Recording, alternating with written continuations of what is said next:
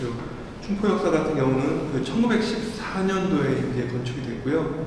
익산 같은 경우는 뭐 그 잘 아시겠지만 호남 평야의 한 가운데 위치하고 있기 때문에 그 당시에 이제 이 지역, 이 주변에 이제 만들어지는 이런 간이역이라든지 소규모 역들은 거의 다 지역에서 생산되는 어떤 쌀의 수탈의 어떤 이동의 거점 공간이었다라고 그렇게 이해를 하시면 될 것 같아요. 춘포 같은 경우도 마찬가지로 이제 그런 역 중에 하나였고요. 그래서 1914년 상당히 좀 이른 시기에 좀 만들어졌죠. 그리고 이제 그 이후에 이제 여러 이제 그 개보수 과정을 거쳤는데 내부 공간을 보면은 뭐 원형의 모습이 상당히 잘 남아 있고요. 외부 공간들도 뭐 일부 창문 외에는 원형의 모습들이 잘 남아 있는데 이 건물이 이제 폐역이 되면서 아쉽게도 이제 이 건물 뒤에 편에 위치하고 있는 철로가 다 이제 철거가 되어 있는 그런 상태입니다. 그래서 그런 부분들이 이제 조금 아쉽게 이제 느껴지는 그런 상황입니다. 이 부분은 그 도로 쪽에서 이제 출입하는 그런 사진이고요. 아까 처음에 보여드렸던 이 사진은 철로 쪽으로 이제 나오는 인면의 사진입니다. 이 2004년도에는 이제 그냥 아무도 이제 관리되지 않는 그냥 간이역의 역할만 했었고요. 그 이후에는 뭐 2007년부터는 역의 취급이 중지돼가지고 폐역의 길로 이제 접어들게 됐죠.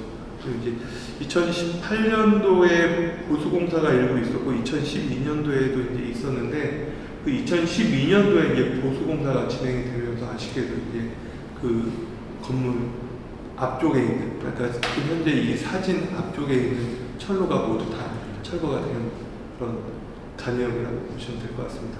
최근에는 이제 저희가 그 간이역이라든지 아니면 산업시설 같은 경우는 문화재로 등록을 할 때 그 부속되어 있는 어떤 시설물들까지 같이 이제 포함을 시키고 있습니다. 근데 이 춘포 역사 같은 경우는 철로가 포함이 되지 않았던 그 관계로 이제 아쉽게 철거가 된 상태인데요. 아마 이번에 좀 이 춘포 역사 같은 경우는 그 학생분들 아이디어를 주실 때 기존에 이제 좀 없어진 철로이지만 어느 정도 복구가 가능하다라고 하면 그런 부분들이 좀 복구가 돼서 원래의 그 철도역, 간이역이라는 그 정체성들이 조금 보여줄 수 있는 그런 요소들도 같이 추가가 됐으면 하는 바람입니다. 지금 사이트는 원래 그 중앙에 있는 요 그 나무를 중심으로 해가지고 이제 뒤에 춘포 역사가 있고요. 그리고 이제 지금 이 사진으로 보시는 오른쪽에 화장실, 창고 건물들과 같은 부속 건물들이 있습니다. 대지로 보면은 지금 현재 그 좌측에 있는 이 부속 건물은 사실 제외가 되는 게 맞는데요. 그거하고 상관없이 이번에 그 학생분들한테 제가 사이트로 좀 드리고 싶은 부분들은 이 배면에 이제 지금 없어진 철로 부분하고 이 앞부분에 이제 광장, 그리고 이제 현재 주차장으로 사용되고 있는 이 전면에 오른쪽 이 대지까지 좀 포함해서 학생분들이 좀 다양한 아이디어를 냈으면 하는 그런 바람입니다.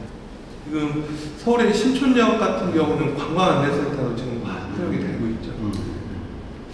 역사가 사실 활용하기가 참 어려운 것도 사실이잖아요. 이게 또 그러니까 일단 역사 자체가 기본적으로 이게 다른 건물들은 어찌됐건 주 출입구가 하나인 경우가 대부분인데 역사는 기본적으로 두 군데 다 출입구가 있는 거라서 그러니까 정면성이 어느 쪽이 더 강한가를 정하기가 사실 어려운 게 있죠. 근데 대체로 이제 일제강점기 역사들은 대부분 이 입구 쪽, 그러니까 사람들이 들어가는 쪽보다는 철로 쪽에서 바라보는 쪽에서의 정면성이 훨씬 더 강한 경우가 대부분이니까 이제 지금 우리가 자주 접하는 모습보다는 이제 철로 쪽에서 보이는 모습이 훨씬 더 정면성이 강한 것이 사실이죠. 그러다 보니까 이 이질성 때문에 사실은 조금 더 고민을 더 많이 해야 되는 부분이 생겨나는 것 같기도 합니다. 그래서 요거를 좀 그러니까 좀 과감하게 좀 해볼 필요가 있지 않은가라는 생각이 드는 게 이게 이제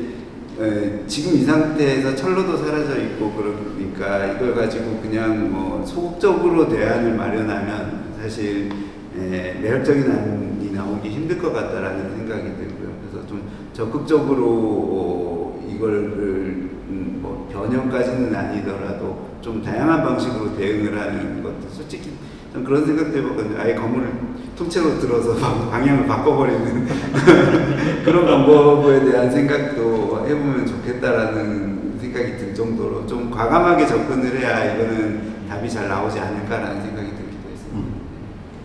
그러니까 앞에 설명드렸던 문화재들 같은 경우는 사실 상당히 보수적인 접근 방식들을 취할 수밖에 없는 그런 그 인식을 갖고 접근을 할 수밖에 없는데, 이 춤포역사 같은 경우는 사실 아까 제가 보여드렸던 그 사이트 부분들이 상당히 자유롭게 접근하고 좀 과하지만 무한한 아이디어를 좀 이 안에서 표출해낼 수 있는 충분한 사이트를 갖고 있다고 저는 보고 있거든요.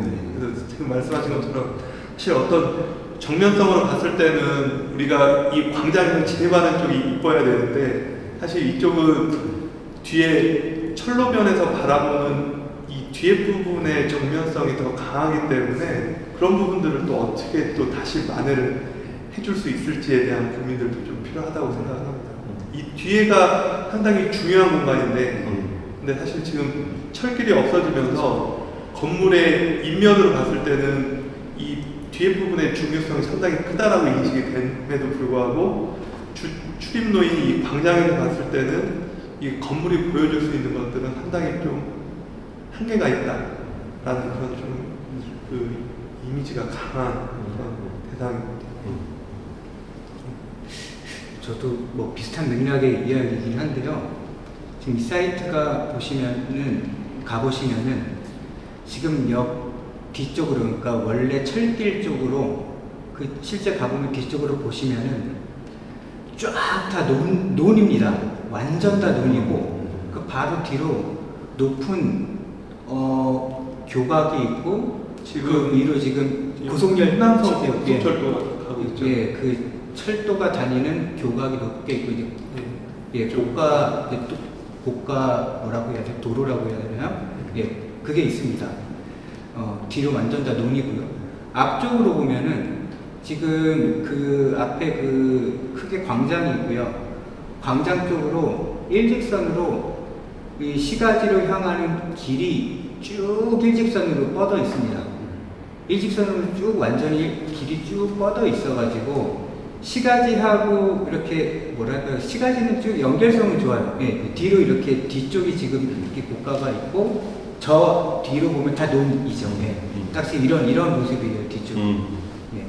그 앞쪽으로 보면은 이 앞에 있었던 그 원형 요 나무를 심어놓은 저 앞쪽으로 길이 쭉 시가지로 연결되는 길이 일직선으로 쭉 연결이 되어 있습니다. 그래서 멀리서 보면은 여기 인식은 되는데 사실 여기 워낙 작은 간이역이고 그렇다 보니까 잘 보이지도 않아요. 그래서 뭐랄까요, 저도 아까 서 교수님 말씀처럼 여기는 조금 뭔가 과감한 뭔가 행위가 조금 필요하지 않을까라는 생각을, 저도 사이트를 가보고 그런 생각을 많이 했습니다. 뒤에 배경, 그리고 저쪽 앞에서 이제 들어오는 이 진입로에서의 어떤 인식, 여러 가지 측면을 봤을 때 요 조금 뭔가 과감한 어떤 시도가 오히려 이 역을 더 살리는 방법이 아닐까? 그런 생각이 들었었습니다. 저는 보면서 제가 자전거를 좋아해요. 자전거를 많이 타러 다녔는데 자전거 타고 다니다 보면 이렇게 가끔 폐역들을 이렇게 좀 이렇게 꾸며가지고 휴게실로 쓴다든지, 심지어 뭐 자전거 대여소로 쓰는 것도 본 것 같고, 그래서 그렇게 하니까 이제 그 폐역을 제가 의도치 않게 우연히 가게 되더라고요.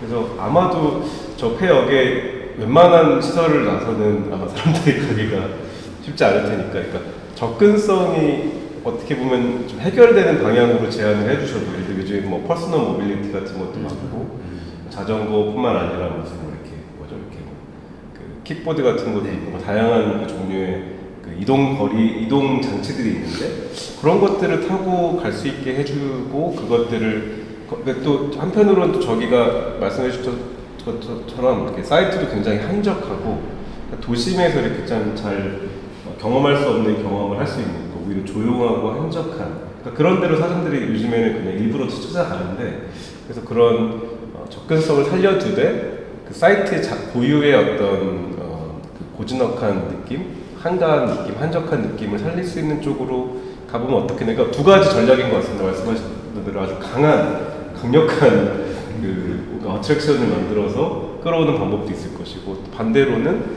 그냥 한적한 그 자체를 이렇게 즐길 수 있는 요즘에 뭐랄까 힐링 뭐 이렇게 무슨 뭐 워케이션에서 뭐 일하면서 놀기도 하는 뭐 이런 것도 있고 한데 그렇게 두 가지 전략으로도 갈 수 있지 않을까.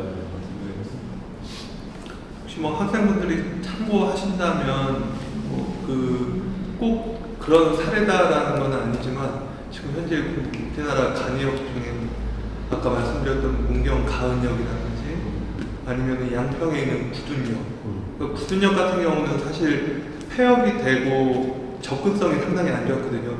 간이역 자체가 기차가 쓰지 않으면 사람들이 걸어서 접근한다든지 인위적으로 뭐 의식하고 접근하기가 상당히 어려운 지역에 있어요. 그러다 보니까 그런 역사들이 사실 그 외부에 알려지고 어떤 하나의 콘텐츠로 이렇게 활용이 되는 과정들 속에서 진짜 양평 구둔역 같은 경우는 CF나 영화 촬영지로서의 어떤 역할을 했기 때문에 그런 것들이 좀 가능하지 않았나. 그리고 서울의 신촌 역사 같은 경우도 이제 그 개보수를 통해 가지고 관광 안내소로 활용은 되고 있지만 사실 그런 것들이 간이역이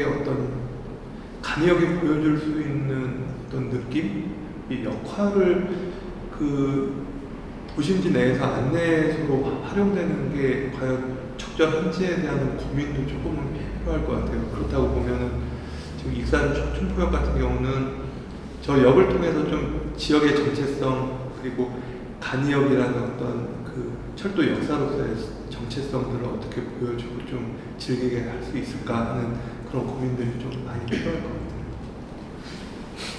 혹시 폐철로가 자전거 도로로 활용된 사례도 있나요?